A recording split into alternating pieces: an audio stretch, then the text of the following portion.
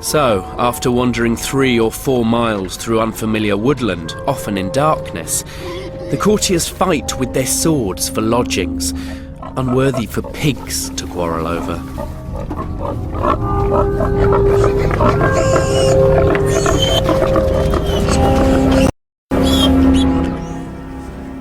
As they travelled around their kingdom, medieval monarchs were like the owners of a big family business, keeping an eye on all the branches of the firm. But members of a family business have a habit of falling out.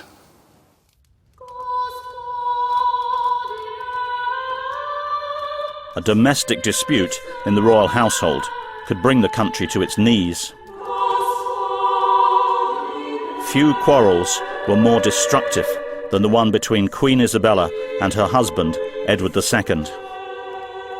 Born in 1295, Isabella was the sister of the King of France, and said to be more beautiful than the rose. But her looks were wasted on her husband Edward.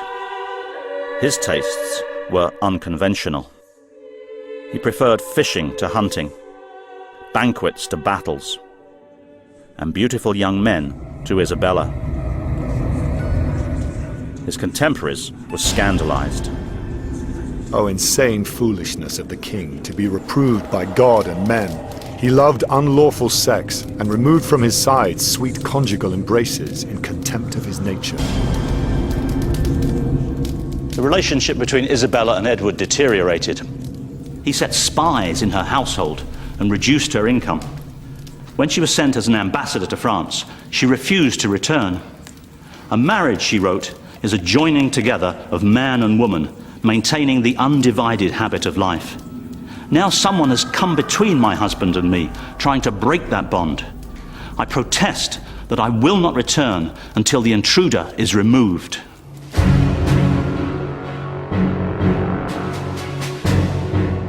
A medieval queen, with her wealth and connections, was a dangerous enemy. In 1326, Isabella returned to England with a private army.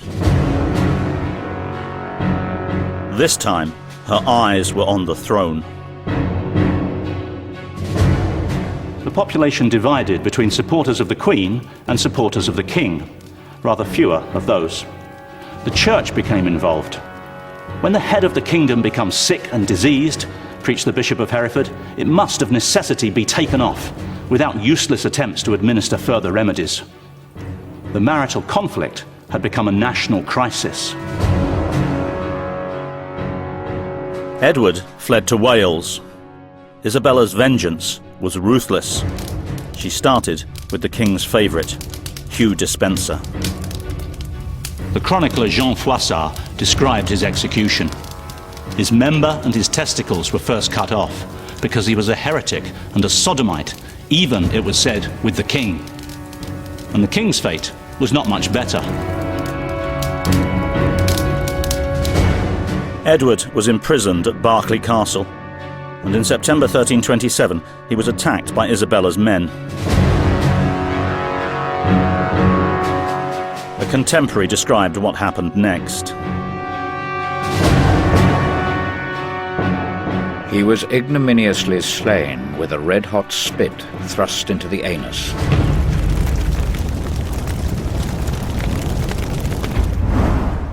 A king's divine authority counted for little within his own home.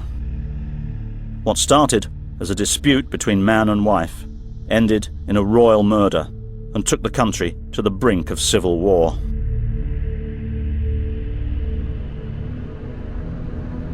A violent aristocracy, endless travelling, conflict within his own family. How was a king to keep on top of all this? Machiavelli gave the ruler some famous advice. It is best to be both feared and loved. But if you can't be both, it's better to be feared.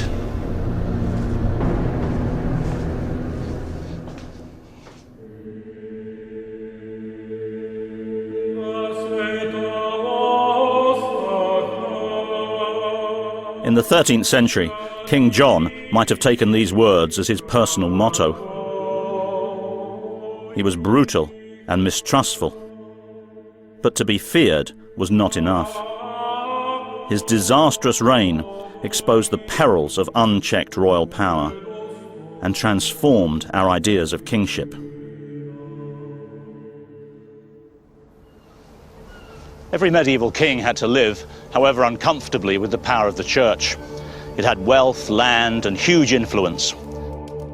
This so-called First Order of medieval society was like a state within a state. With its own hierarchy, it was a powerful force in this world. So the appointment of the Archbishop of Canterbury, the head of the English Church, was a matter of enormous political importance. When the Pope overruled John's choice of Archbishop, it led immediately to confrontation and crisis.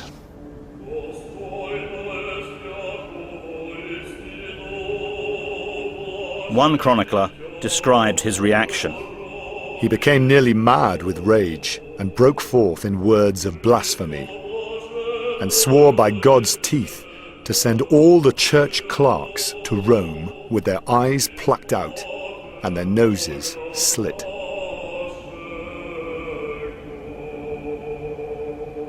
John was so furious at being overruled that he banished all the monks at Canterbury. The Pope was ready to strike back.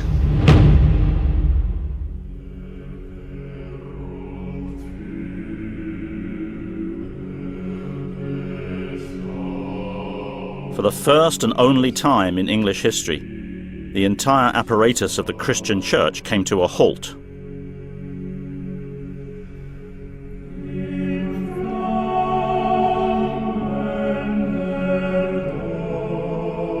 The pulpits fell silent. Parish priest sent home. Church services were forbidden. There were no marriages and no burials in consecrated ground.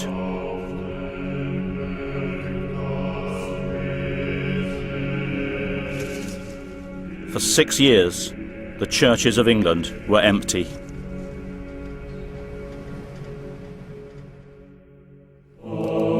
John fared no better with the other axis of medieval power, the aristocracy. He disinherited some without judgment and condemned others to a dire death. He violated their wives and daughters. His only law was his despotic will. In 1208, Matilda de Breuse, the wife of a favoured courtier, let slip in company that King John had murdered his own nephew. John was enraged. He seized her property and sent an army to pursue her. Matilda and her son were taken to Corfe Castle in Dorset. They were locked up and simply left to die.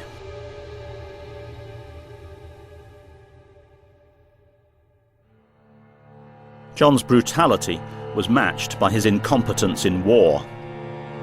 By 1213, he'd lost almost all his territories in France. The French king was threatening to invade. John came up with a desperate solution. Hoping to get the church back on his side, he recognized the Pope as his feudal overlord, in effect granting him power over the kingdom. By now, King John was facing opposition from all sides, not only from the King of France, but also from the church and his own aristocracy. He had managed to alienate everyone in medieval society who mattered.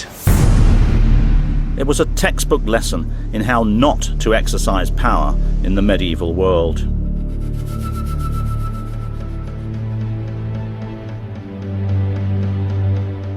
The aristocracy decided it was time to rebel.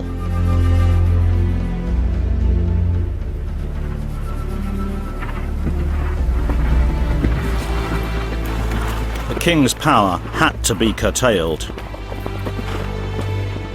On the 17th of May 1215, the rebel barons seized London. They accused John of acting above the law, seizing land and killing his subjects at will.